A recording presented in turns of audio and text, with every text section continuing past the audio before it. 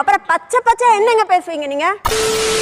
Living together, ஒட்டுமொத்தமாக living டுகெதரை ஆதரிப்பவர்கள் இந்த பக்கம், இது தவறு அப்படின்னு பேசக்கூடியவர்கள் இன்னொரு பக்கம்.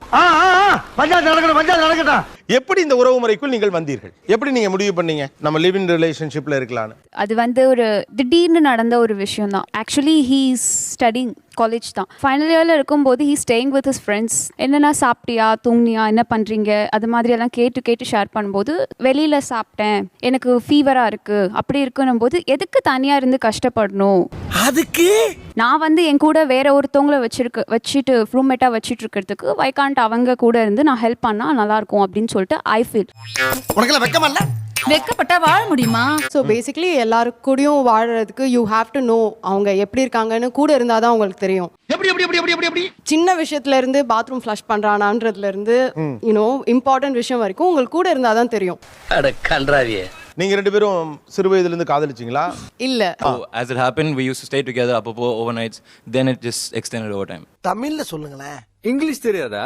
அப்படியே அடிக்கடி சேர்ந்துருப்பீங்க, அப்படியே கண்டினியூஸா இருந்துட்டீங்க. இப்போ உங்க அம்மா அப்பாவுடைய வாழ்க்கைக்கு உங்க வாழ்க்கைக்கு என்ன வித்தியாசம்? அவங்களுடைய ஒரு கணவன் மனைவி வாழ்க்கைக்கும் உங்களுடைய லிவிங் டுகெதர் வாழ்க்கைக்குமான வித்தியாசம் என்ன? அது தெரிஞ்ச நாயா இங்க வர்றேன், தெரியாம தான் இங்க வந்து குத்த வச்சேன். I'd say எங்க அப்பாவோட வாழ்க்கை ஒரு forced வாழ்க்கை மாதிரி இருக்கும். It's like அவங்களுக்கு வேற சாய்ஸ் இல்ல. Here it's not like அவங்க கூட இருந்தே அவனும் சாய்ஸ் இல்ல. I can say okay, I want to be alone tonight, I want to go out with my friends, I want to do some different things. It feels like I'm not entitled. நான் இத பண்ணி ஆகணும்னு சொல்லிட்டு ஒரு forced opinion இல்ல என் மேல. ஓஹோ, கதை இப்படி போகுதா? இப்போ நீங்க வெளில ஃப்ரெண்டோட போறீங்க அப்படின்னு வரலன்னா வராம இருந்துக்கலாம், ஒரு 4 நாள் வராம இருந்துக்கலாம். ஆமா. இப்போ நீங்களும் அது மாதிரி வெளில போறீங்க, அப்படியே 2 நாள் ஃப்ரெண்டு வீட்டுக்கு போயிட்டு 3 நாள் கழிச்சு வந்துக்கிறேன், அது ஒன்றும் சொல்ல பிரச்சனை கிடையாது. பிரச்சனையே கிடையாது. உங்களுக்கு என்ன பிரச்சனை இருக்கு? எனக்கு தான் பிரச்சனை. மோஸ்ட்லி நாங்க 2 பேரும் ஃப்ரெண்ட்ஸ், பெஸ்ட் ஃப்ரெண்ட்ஸ் அப்படிதான் இருக்கணும். as long as you know அவங்க எங்க இருக்காங்க, என்ன பண்றாங்க, அவ்வளவுதான். அதுக்கப்புறம் அவங்க லைஃப் என் லைஃப். அட வெக்கம் கட்டுவீங்களா? இதுக்கு எதுக்குடா வெள்ளையங்கிலி மாலைன்னு? நாங்கள் 2 பேர் ஃப்ரெண்ட்ஸு, ஒரு 2 இயர்ஸாக ஃப்ரெண்ட்ஸு. அடிக்கடி மீட் பண்ணுவோம், ஒன்றா இருப்போம். நாங்கள் அதுக்கு முன்னவே ஒன்றா இருப்போம். ஃப்ரெண்ட்ஸாக இருக்கும்போதே இங்கே சென்னைக்கு வந்தாங்கன்னா அவங்க கூட ஒன்றா இருப்போம், அவங்க கோயம்புத்தூர் இங்கே வரும்போது ஒன்றா இருப்போம். ஸோ அப்படி வரும்போது அவங்க கூட ஸ்டே பண்ணுறது, அப்புறமா எங்களுக்குள்ள ஒரு வேவ் லென்த் அண்டர்ஸ்டாண்ட் ஆகும்போது நாங்கள் வந்து மூவின் ஆனோம். ஏங்க தெரியாம தான் கேட்குறேன், இதெல்லாம் ஒரு பொழப்பா? சார் லைஃப்பில் ஒரு பாயிண்டில் ஸ்கூல் காலேஜஸ்லாம் முடிஞ்சுட்டு எல்லாருமே கல்யாணம். அதுக்கு ஒரு பாட்டில் வந்து கம்பெனியன் தேவை, எல்லாமே தேவை. அதுக்கு எனக்கு கல்யாணம் தான் பண்ணுமா? எனக்கு அப்படி ஒரு நீடு இல்லையே. என்னடா சொல்ற? ஒண்ணுமே புரியல. நான் கேட்கறது, நீங்கள் ஏன் இந்த வாழ்க்கை முறை? எனக்கு இது மோர் கம்ஃபர்டபுளாக இருக்குது சார் கல்யாணத்தோட. ஓ, நீ அப்படி வரியா? நீங்க 2 பேரும் எப்படி இந்த முடிவுக்கு வந்தீங்க? ஒய்? சார் நாங்கள் லவ் பண்ணிட்டு இருந்தோம். ஒரு பாயிண்ட்ல வீட்டோட வெளியே வந்தோம். ஸோ ஆட்டோமேட்டிக்காக ஒன்றா இருக்கலாம், சப்போர்ட்டிவாக இருக்கலாம், நம்ம லைஃப் பார்க்கலாம், அவ்வளோதான், சிம்பிள். 2 பேரும் செப்பரேட்டா இருந்தவங்க கல்யாணம் பண்ணிட்டு ஒண்ணா இருக்க வேண்டியதானே? ரசாயன கெமிக்கல் கால வராதப்பா. கல்யாணத்துல தான் அண்டர்ஸ்டாண்டிங் ஸ்டார்ட் பண்ணணும், லவ் பண்ணி அண்டர்ஸ்டாண்ட் பண்ணி அதுக்கப்புறம் கல்யாணத்து மேல நமக்கு அந்த ஒப்பீனியன் வந்துச்சுன்னா கல்யாணம் பண்ணிக்கலாம். இல்ல அந்த டைம் வர வரைக்கும் லிவிங் டுகெதர். என்னடா மறுபடியும் அதே இடத்துல வந்து நிக்கிறான்? இண்டிபெண்டன்ட்டா நாங்க 2 பேருமே 2 சைடுலயே இருக்கணும். என்ன வித்தியாசம்? என்ன வித்தியாசம் சொல்லு, நீ தான் தைரியமான ஆளத்தை சொல்லு. அவங்க எல்லாம் மேரேஜ் பண்ணிக்கிறாங்க, நாங்க அது மாதிரி எதுவும் பண்ணல, அவ்வளவுதான். மத்தபடி பெருசா எந்த டிஃபரன்ஸும் கிடையாது. நீ ஊர்த்தமா உன் நல்ல மனசுக்கு நீ தான் ஜெயிப்ப. 2 ஃப்ரெண்ட்ஸ் ஒரு வீட்டில் தங்கி இருந்தாங்கன்னா அவங்க லைஃப் ஸ்டைல் எப்படி இருக்கும்? வீட்டு வேலையில இருந்து எல்லாமே நாங்க வந்து ஈக்குவல் ஷேர். நான் பாத்திரம் துவைப்பேன், அவங்க சமையல் பண்ணுவாங்க. நான் துவைப்பேன், அவங்க அலசுவாங்க. அப்பா உங்கள மாதிரி கேரக்டர்களுக்கெல்லாம் இந்த மாதிரி வந்தது ஒரு பெரிய வரப்பிரசாதம் சொல்லுங்க. மூடு. இவங்க உண்மையிலேயே இந்த காரணங்களுக்காக தான் திருமணம் வேணான்னு லிவ் இன் ரிலேஷன்ஷிப்ல இருக்காங்களா, இல்ல வேற எதுவும் காரணம் இருக்கு நீங்க நினைக்கிறீங்களா? லவ் பண்றாங்க, மேரேஜ் பண்றாங்க, இதுக்கு இடைப்பட்ட காலத்துல they just want to have some sexual relationship. அதுக்கு இவங்க வச்சுக்கிற ஒரு நேம் லிவிங் டுகெதர். கரெக்டா கேட்டுட்டா?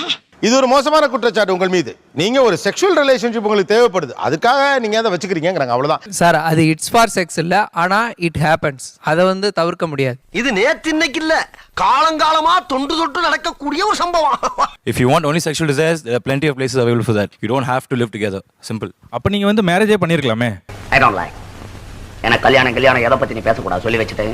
இவங்க சொல்ற முக்காவாசி பேர் சொன்னது பாத்தீங்கன்னா, நான் வந்து ஒரு ரூம்மேட் மாதிரி நான் உங்களை ஷேர் பண்ணிக்கிட்டேன். சார் மேரேஜ் வந்து ரிலேஷன்ஷிப்ன்றது is not like a roommate. அவங்க வந்து மேரேஜுக்கு அப்புறம் வாழ்ற ஒரு லைஃபை பத்தி அவங்க இது வரைக்கும் அவங்க யோசிக்கவே இல்லைன்னு தான் எனக்கு தோணுது. சார் அதே லைஃப் தான் சார் நானும் வாழ்றேன். நீங்க அதுல மேரேஜ்ல ஒரு லேபிள் ஓட்டுறீங்க சார். நான் மேரேஜ் லேபிள் ஓட்டாம வாழ்றேன். என்னடா முட்டாத்தனமா பேசிக்கிட்டு இருக்க முட்டா பயல? இல்ல நீங்க மறுபடியும் என்ன சொல்றீங்கன்னா, நான் கல்யாணம் மட்டும் பண்ணிக்கல அப்படின்னு சொல்றீங்கன்னா, அப்புறம் எதுக்கு அப்படி இருக்கணும்? நீ அதுவும் இதுவும் ஒண்ணுதான் அப்படின்னா அப்புறம் எதுக்கு இது? உங்களுடைய லிவ் இன் ரிலேஷன்ஷிப்புக்கும் மேரேஜுக்கு எந்த பெரிய டிஃபரன்ஸும் இல்ல. ஒரே ஒரு டிஃபரன்ஸ், உங்களுக்கு கல்யாணம்னு ஒரு ஃபங்க்ஷன் நடக்கும், எனக்கு அந்த கல்யாண ஃபங்க்ஷன் நடக்காது. இவ்வளவுதான் வித்தியாசமா? என்னோட லைஃப் ஸ்டைல் வந்து எனக்கு லிவிங் டுகெதர் எனக்கு கம்ஃபர்டபுளா இருக்குன்னு நான் சொல்றேன். எனக்கு மேரிட் லைஃபை பத்தி எனக்கு ஒரு ஐடியாவே இல்லை. அதை சொல்லிட்டு போடா புத்திக்கிட்டு. ஒரு லிவ் இன் ரிலேஷன்ஷிப்புக்கு எப்படி வந்தீங்க? ஃபர்ஸ்ட் பார்த்தோன்னே பிடிச்சது சார். சரி. ஃப்ரெண்ட்ஸ் ஆகி பேசிக்கணும், நல்லா அண்டர்ஸ்டாண்ட் ஆச்சு. எங்க வீட்டில் வந்து ஹாஸ்டல் எடுக்க சொன்னாங்க. இல்ல ஹாஸ்டல் நான் வெளியே ரூம் எடுத்து தங்கி இருக்கேன், சரி, ஹாஸ்டல் ஃபுட்டு சரியாதா அப்படி இப்படின்னு ரீசன் சொல்லி வெளியே தங்கணும் தான் சார். நம்ம குடும்பத்துக்கு இதெல்லாம் தேவையா கோபி? பொம்பளை சோக்கு கேக்குதா கோபி? பொம்பளை சோக்கு அவங்க வீட்லயும் அதே மாதிரி சார், அதே ரீசன் தான். அதான் ஏன் அந்த முடிவு எடுத்தீங்கன்னு கேக்குறாரு. ஏன் இவ்வளவு கேவலமா இருக்கேன்னு சொல்ல வர்றேன், ஒத்துக்கிறேன். உங்க வீட்டுக்கு தெரியுமா இது? வீட்ல தெரியும் சார். உங்க அம்மா பின்னாடி. ஓகே, பின்னாடி. உங்க பையன் வந்து ஒரு பொண்ணோட இஸ் லிவிங் டுகெதர் அப்படின்னு உங்களுக்கு எப்ப தெரியும்? லாஸ்ட் இயர் சொன்னாங்க சார். சொன்ன உடனே நீங்க என்ன சொன்னீங்க? சரி உண்மையா சொன்னா அப்படின்ட்டு அக்செப்ட் பண்ணேன். வெக்கங்கிட்ட குடும்பமா இருக்கே, நான் என்ன பண்ணுவேன்? அந்த சீனே எனக்கு புரியல. அம்மா நான் ஒரு பையனை காதலிக்கிறேன், ஒரு பொண்ணை காதலிக்கிறேன் கூட ஓரளவு சீனை புரிஞ்சுக்க முடியுது. அம்மா நானும் ஒரு பொண்ணும் வாழ்ந்துகிட்டு இருக்கோம். அப்படி இல்லைங்க சார். எப்படி சொன்னாரு? ஃபர்ஸ்ட் வந்து அந்த பொண்ணு ப்ரொபோஸ் பண்ணதை சொன்னாரு. அப்படியாப்பா உனக்கு எப்படின்னு கேட்டேன். மம்மி உங்ககிட்ட எதையுமே நான் மறைக்கிறது இல்லை, உங்ககிட்ட சொல்றேம்மா. சரிப்பா அப்படின்னு. இன்ன வரைக்கும் அப்படிதான் இருக்காங்க, லிவிங் இருக்காங்க. Good mother good son. பெரும்பாலும் அம்மா அப்பாக்கள் கல்யாணம் பண்ணி வைக்க பார்ப்பாங்க. நீங்க ஓகே நீங்க சேர்ந்து வாழ்ந்துக்கங்கன்னு ஒத்துக்கிட்டீங்கன்னு படிக்கிறாங்க சார். அதுக்கப்புறம் அவங்க வீட்டில் நம்ம கேட்டுட்டு நல்லபடியா எல்லா ரிலேஷனுக்கும் சொல்லி மேரேஜ் பண்ணி வைக்கலாம். ஓ அப்படியா விஷயம்? ஒரு நிமிஷம் ஸ்ட்ரைட்டா ஒரு கேள்வி கேட்கிறேன். I'm not against you people. உங்க பொண்ணை இப்படி அலோவ் பண்ணுவீங்களா? அது நீ இப்படி எங்களை மடக்கவே நான் எதிர்பார்க்கவே இல்லை. உங்களுக்கு பொண்ணு இருக்கா? இல்லைங்க சார். நீங்க உங்களுக்கு ஒரு பொண்ணு இருந்தா அப்படி அலோவ் பண்ண மாட்டீங்க? எஸ்பினா எஸ்பி தாயா, இவங்களை அப்பப்ப வாழை ஒட்ட நறுக்கிக்கிட்டே இருக்கணும். இப்போ நீங்க இருக்கீங்க, அவங்க மாதிரி நீங்க அலோவ் பண்ணுவீங்களா? நிச்சயமா மாட்டேன் சார். நிச்சயமா மாட்டீங்க. வை அது நல்லா இருக்காதே சார். அது எப்படி நல்லா இருக்கும்ன்றீங்க நீங்க? நம்ம சமுதாயம், நம்ம பக்கத்துல இருக்கவங்க, எதிர் வீட்டில் இருக்கவங்க, அவங்களுக்குலாம் என்ன பதில் சொல்லுவீங்க? வந்து இப்ப நான் என்ன உங்கள்கிட்ட சொல்றது? எனக்கு சரிப்படுது. ஏன் அந்த பொண்ணு என் பையனை நம்பி வந்துட்டா, கல்யாணம் பண்ணிக்காமே இருக்க மாட்டாங்க. நான் பண்ணிக்காமலே இருக்க மாட்டாங்க. அதான் ஒரே ரூம்ல தானே இருக்காங்க. இருக்கட்டும், இருக்கிறவங்க எல்லாருமே தப்பு பண்ணிடுவாங்களா? முடிதான் நடத்திருக்கா, மூளையமா நடத்திருக்க. உனக்கு அங்க என்ன பார்வை? உனக்கு அறிவில்லை, உன் பிள்ளைக்கு அறிவில்லை. உங்க பையன் என்ன பண்றான்?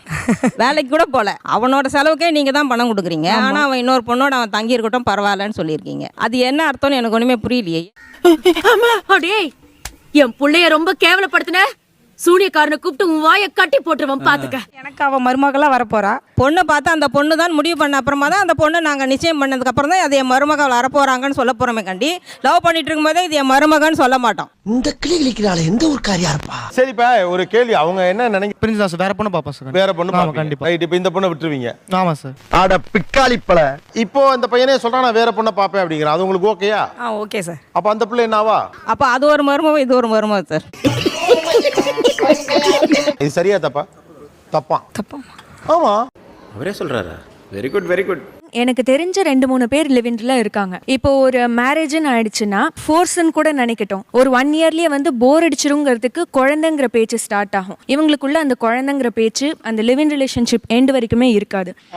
வலைய விரிக்கிறா, வம்பளுக்குறானே, வாயை கொடுத்து வாயில முன்னோட ஊர் வச்சிடக்கூடாதா சாமி? இப்போ யாராருக்கா குழந்தை இருக்கு?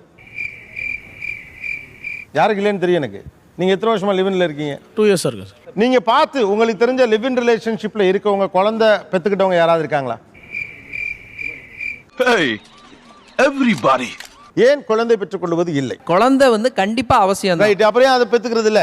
அதை பெத்துக்கிறதுக்கு எங்களுக்கு டைம் வேணும்னு தான் சொல்றேன். பெத்துக்க டைம்னா எப்போ? என்னடி வயசாயிடுச்சு? எல்லாம் நேரம் சுமார். உன்னை கொள்ளையில கொண்டு வச்சதுக்கு அப்புறமா உங்க ரிலேஷன்ஷிப்பை நீங்க ஒரு லாங் லாஸ்டிங்கா நீங்களே பார்க்கல. நீங்களே பாதியில அது போயிருங்கிற ஒரு அரைகுறை நம்பிக்கையோடு தான் இதை கடக்குறீங்க. ரொம்ப கரெக்டா சொன்னப்பா. நான் குழந்தை பெற்றுக்குவேன் சார். கண்டிப்பா நான் வந்து மேரேஜ் பண்ணாம குழந்தை பெற்றுக்குவேன். எனக்கு இருக்கா இல்ல கிறுக்கு ஒரு லிவிங் ரிலேஷன்ஷிப்ல இருக்கேன் அப்படின்ற என்னையே வந்து இந்த சமூகம் வந்து ஒரு தவறான கண்ணோட்டத்துல பாக்குது. அதை ஏத்துக்கிற மெச்சூரிட்டி எனக்கு இருக்கு. என்னோட பேபிக்கு வந்து அந்த மெச்சூரிட்டி இருக்காது. இந்த சமூகம் அவனை ஹர்ட் பண்ணும். இந்த மாதிரி ரிலேஷன்ஷிப்ல இருந்தவங்களோட பையன் நீ அப்படின்ற பார்வை தான் அந்த குழந்தை மேல இருக்கும். இவங்க பார்வை மாறும்போது இருக்கிறவங்க குழந்தை பெற்றுக்குவாங்க. இங்க நாங்க லிவின்ல இருக்கிறதே தனி மனித சுதந்திரம்ன்றத பேஸ் பண்ணி தான் இருக்கும். சோ குழந்தை பெத்துக்கிறதும் பெத்துக்காததும் எங்களுடைய இஷ்டம். அப்ப அங்க வந்து எங்களை குழந்தை பெத்துக்கணும்னு ஃபோர்ஸ் பண்ணும்போது எங்களுக்கு அது பிடிக்கல. அப்படியா? அப்படிதான். நான் ஒண்ணு கேக்குறேன். ஃபார் இன்ஸ்டன்ஸ் லிவிங் ரிலேஷன்ஷிப்னால குழந்தை உருவாகி அந்த குழந்தைய நீங்க வந்து கருவுல வளர்ப்பீங்களா இல்லனா அபார்ட் பண்ணுவீங்களா? And abortion is அவங்கவங்க முடிவு. It's up to each individual. டேய் இப்போ என்னடா பிளான்ல இருக்கு நீ?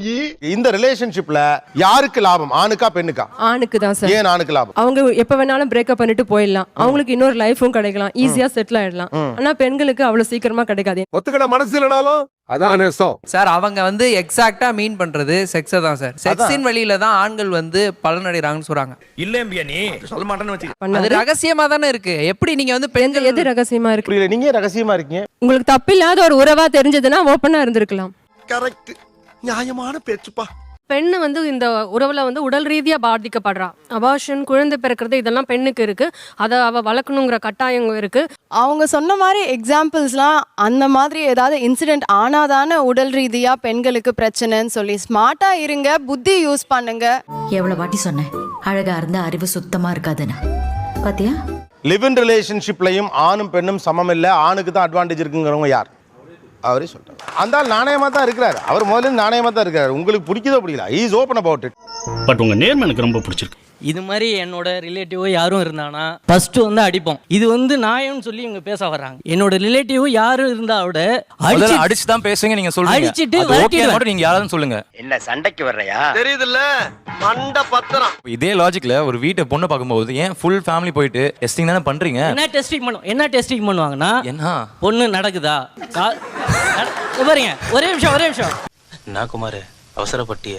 கண்ணு தெரியுதா, காது கேக்குதா, அதை தான் பார்ப்பாங்க ஒழிஞ்சி மற்றபடி எதுவும் பார்க்க மாட்டாங்க. அப்போ என்கேஜ்மெண்ட்க்கு அப்புறம் 100% கல்யாணம் தானா? 100 பேர் கல்யாணம் பண்றானா ஒரு 20% பிரச்சனை இருக்கு. டிவோர்ஸ்ல முடியுது, டொமஸ்டிக் வயலன்ஸ் இருக்கு, இல்லைன்னு சொல்ல. மெஜாரிட்டி சக்சஸ்ஃபுல் தான். தெரிஞ்சுக்கிட்டியா?